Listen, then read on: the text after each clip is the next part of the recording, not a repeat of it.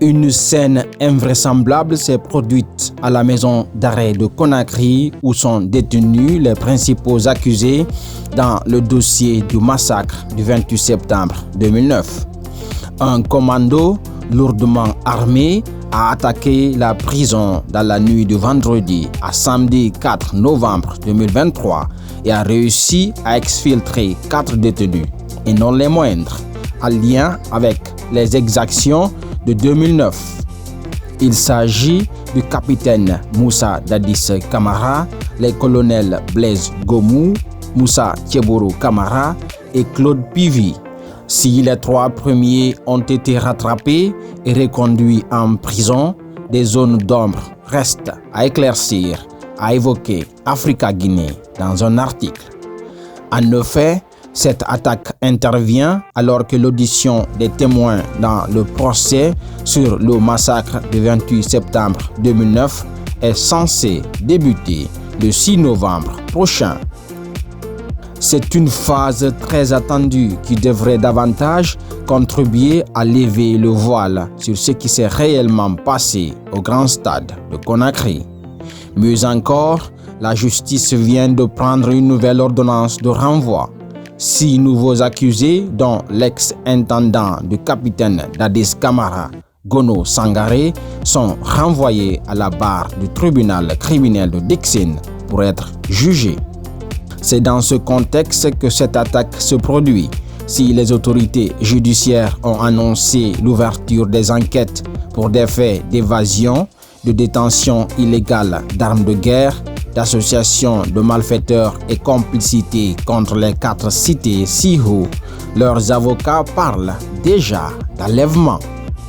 Alors que la confusion règne entre les deux camps, il y a lieu aussi de s'interroger sur certains aspects dans cette affaire. Comment un commando a-t-il pu pénétrer si facilement, extraire des prisonniers dans un des lieux les plus sécurisés du pays? Comment ont-ils pu quitter Kaloum et franchir le pont 8 novembre sans résistance?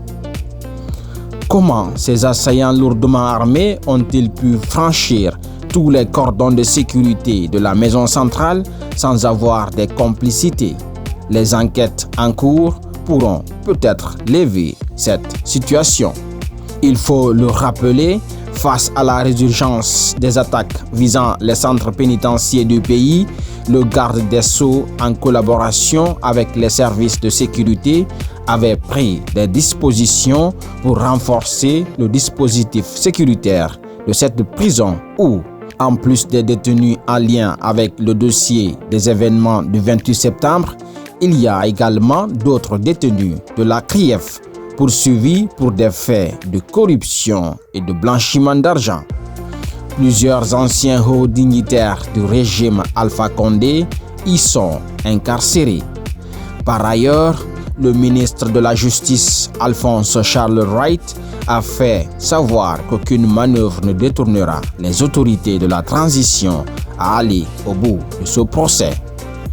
Dans un communiqué, il a souligné, je cite, « Le procès se déroulera normalement et aucune manœuvre ne détournera le gouvernement de sa mission régalienne, celle d'assurer la paix et la sécurité à travers le bon fonctionnement de la justice qui reste et demeure la boussole de la refondation de l'État. » Fin de citation. À noter que la traque du colonel Claude Pivy alias Coplan se poursuit. C'est le dernier fugitif de la bande des 4 prisonniers évadés à la maison centrale de Conakry dans la matinée de ce samedi 4 novembre.